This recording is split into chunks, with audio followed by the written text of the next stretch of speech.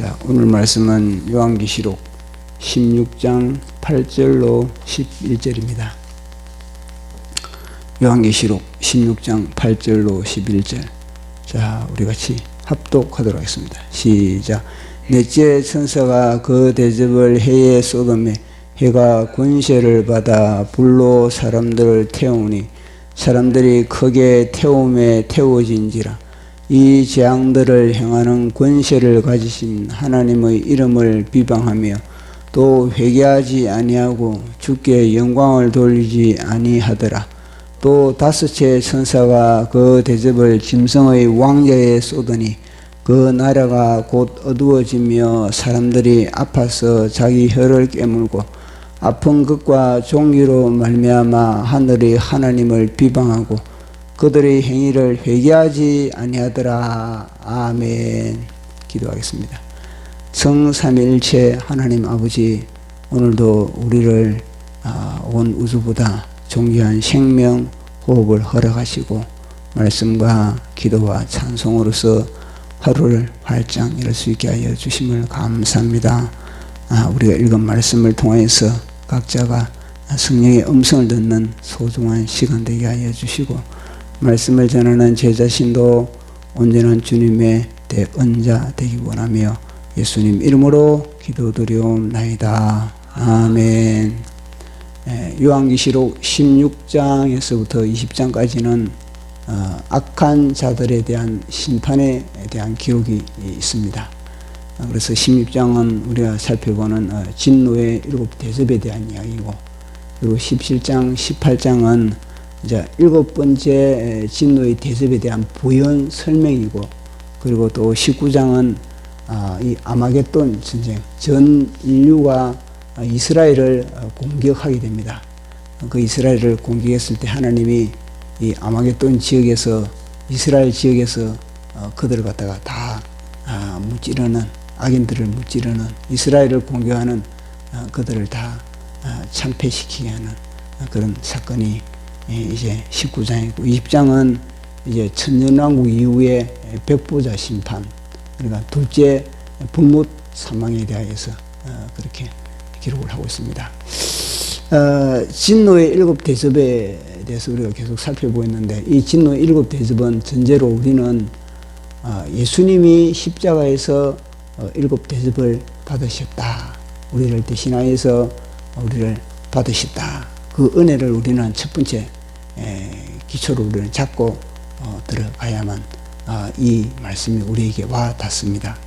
그래서 이제 오늘은 이제 네 번째 대접을 살펴보게 되는데, 이 네 번째 대접은 하나님이 해에 이제 하나님이 이제 가격을 하는, 해를 심판함으로 말미암아 해를 통하여서 이 땅의 악인들을 심판하는 그런 내용입니다. 우리 8절 9절 시작. 넷째 천사가 그 대접을 해에 쏟음에 해가 권세를 받아 불로 사람을 태우니 사람들이 크게 태움에 태우진지라. 이 재앙들을 행하는 권세를 가지신 하나님의 이름을 비방하며 또 회개하지 아니하고 주께 영광을 돌리지 아니하더라. 아멘. 해에 이 대접을 갖다가 쏟으니까 해가 어떤 작용을 했는지는 모르겠지만, 자관 그 해의 영향으로 인해서 사람들이 완전히 불에 태워졌다, 불에 이 거슬릴 정도로 화상을 입을 정도의 그런 엄청난 타격을 그렇게 받았다는 겁니다. 그래서 보니까 이들은 이 해에 어떤 재앙이 임했는데, 그 재앙이 이거는 단순한 자연 현상이 아니다라는 것을 그들은 또 알고 있습니다. 이 악인들은 저 자연 현상이 아니고 이것은 하나님이 우리를 갖다가 지금 그렇게 징계를 하고 있다, 하나님의 손길이다, 이걸 그렇게 알고 있는 겁니다. 그러니까 이들은 이 하나님이 우리를 갖다가 이렇게 못 살게 하고 이렇게 불로 태우는 게 고통을 주니, 그러면 그들은 이제는 그러면은 그 전능한 하나님께 우리의 죄를 회개해야 되겠다, 이런 생각을 하지 않고 오히려 하나님을 향해서 분노를 하고 하나님을 대적하고 그리고 하나님을 욕하는 그런 현상이 벌어지고 있다는 겁니다. 이들이 보니까 회개라는 그런 단어는 전혀 떠오르지 않고 오직 자신을 갖다가 자신들을 그렇게 고통을 주게 하는 그 대상에 대해서 오히려 저주를 퍼붓고 욕을 하는 그런 모습을 보게 되는 겁니다. 그리고 또 이 다섯째 천사도 마찬가지입니다. 이 네 번째 천사도 이 해에 대해서 그렇게 타격을 하니까 사람들이 그렇게 회개를 하지 못하고 회개에 대해서 전혀 그들은 관심도 없고, 근데 또 보니까 다섯째 천사가 또 이 짐승의 보좌에 이제 심판을 하니까 그것도 그런 정세를 나타내고 있다는 겁니다. 자, 우리 10절에서 11절 시작. 또 다섯째 천사가 대접을 짐승의 왕자에 쏟으니 그 나라가 곧 어두워지며 사람들이 아파서 자기 혀를 깨물고 아픈 것과 종기로 말미암아 하늘의 하나님을 비방하고 그들의 행위를 행하지 아니하더라. 아멘. 이 넷째 천사와 다섯째 천사의 재앙은 보니까 회개를 못하고 있다는 겁니다. 이들도 자기의 혀를 깨물 만큼 견디지 못할, 죽고 싶어하는 그런 엄청난 고통 가운데서도 그들은 회개를 안 한다는 겁니다.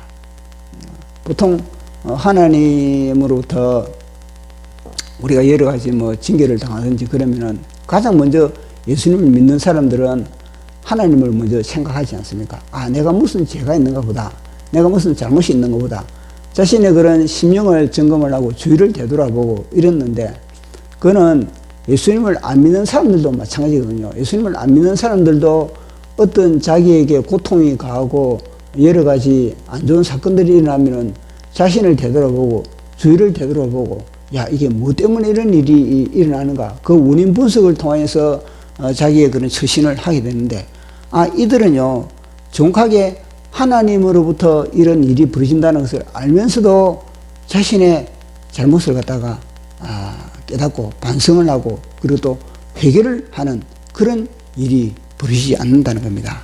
그래서 이것을 보면서는 이것이 바로 666 짐승의 표를 받은 자와 그리고 또 그 세력들은 회개를 하고 싶어도 회개가 안 되는구나, 그걸 우리가 여기서 알 수가 있는 겁니다. 그래서 이것을 통해서 우리 인간이 복 중에 복이 뭐냐면은 회개를 할 수 있는 것이 복이다, 그렇게 우리가 여기서 확인을 할 수 있는 겁니다. 우리 인간은 언제든지 그리고 어디서든지 그리고 또 무엇을 할 때도 무슨 일이 생기면은 우리 속에 양심이 있어가지고 그 양심을 통해서 뭔가 자신의 잘못을 점검을 하고 그렇게 회개를 하게 되는데, 특히 우리가 전에 살펴봤던 그 예수님의 십자가에서 한편 강도, 그 강도도 마지막 지옥의 문고리를 잡고 있는 그런 상황 속에서도 회개를 한 겁니다. 그러니까 회개라는 것 자체가 우리 인간에게 엄청난 그런 축복이라는 것.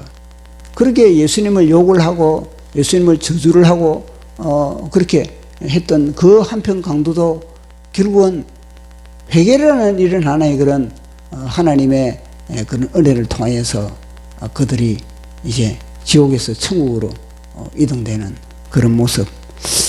그래, 이걸 보면서 뭐냐면은 마귀는 우리 인간들에게 부러운 것이 뭐냐면은 여러 가지 있겠지만 그 중에서 뭐냐면 회개할 수 있다는 거. 그러니까 마귀는 한번 타러 간 이후부터 마귀가 회개했다는 말은 없는 겁니다. 그들은 회개를 할 수가 없는 겁니다. 더 이상 기회가 없는 겁니다. 그러나 우리는 하나님의 형상으로 우리가 빚었기 때문에 우리는 어떤 상황 속에서도 우리가 우리의 죄를 깨닫고 회개할 수 있다는 것, 이것은 진짜 복중의 부름, 복중의 복인 겁니다. 그러다 보니까 마귀가 부러운 것이 뭐냐면은 인간들이 회개하는 것, 인간들이 회개하는 것이 그들이 그렇게 부러운 겁니다. 자, 그러면은 마귀의 입장에서는 인간들을 갖다가 회개하지 못하게 하는 게, 이게 그들은요 전심전력을 다하고 있다는 겁니다. 어떻게 하면 저들이 회개하지 못할까, 저들이 죄를 깨닫지 못할까, 죄를 깨달아야 뭐 회개를 하든지 할 거 아니겠습니까? 그러니까 그들은요, 마귀는 최고의 그런 작전과 전략을 펼치는 것이 뭐냐면, 한 영혼이라도 절대 자기들처럼 회개하지 못하게 하는 것, 이것이 바로 마귀의 수수인 겁니다. 그래서 이것은 완전히 하나님과의 이 정반대의 그런 하나의 이 마귀의 그런 수체이고, 그들의 그런 전략이고, 그리고 그들의 요구거든요. 하나님은 뭐냐면 가장 기뻐하는 것이 뭐냐면 회개인 겁니다. 회개. 하나님이 가장 기뻐하는 것을 마귀는 또 회개라는 것을 알고 그걸 못하게 만드는 거거든요. 그래서 우리 예수님이 이제 승천하실 때도 하시는 말씀이 뭐냐면은 성령이 오시면은 뭐냐? 그들이 성령님을 통해서 맨 먼저 하는 것이 회개라는 거예요. 회개. 성령이 오시면은 뭐냐면은 성령님이 세 가지 책망을 한다. 세상에 오시면은 성령님이 책망을 한다는 겁니다. 죄에 대해서 책망을 하고, 의에 대해서, 심판에 대해서 그렇게 한다는 것 자체는 무엇입니까? 그는요, 회개를 하기 위해서 성령님은 우리 속에서 먼저 그렇게 작동을 하고 있는 겁니다. 회개가 돼야만이 성령님도 우리 속에서 이제 마음껏 하나님의 뜻을 펼쳐나갈 수가 있기 때문에, 회개가 되지 않는 한은 성령님도 어떻게 할 수가 없는 그런 상태가 되기 때문에 그런 겁니다. 그래서 우리 주님은 이 회개를 너무너무나 기뻐하시고, 또 우리 예수님도 맨 먼저 선포하신 게 무엇입니까? 회개하라. 회개하라, 천국이 갖고 왔다, 그거거든요. 그리고 또 이 요한계시록도 마찬가지입니다. 요한계시록도 우리가 딱 2장 3장에 교회가 등장하는데, 교회를 향해서 하나님이 하시는 것이 뭐냐면요, 회개하라는 거예요. 회개. 성령이 교회들에게 하시는 말씀을 들으라. 회개하라. 첫사랑을 왜 너희들이 버렸느냐? 회개하라. 너희들이 왜 그렇게 살았다는 이름을 가져서나 왜 그렇게 죽은 자로서 그렇게 있느냐? 회개하라. 너희들은 왜 그렇게 이 사망의 그런 음란에 그렇게 속해 있느냐?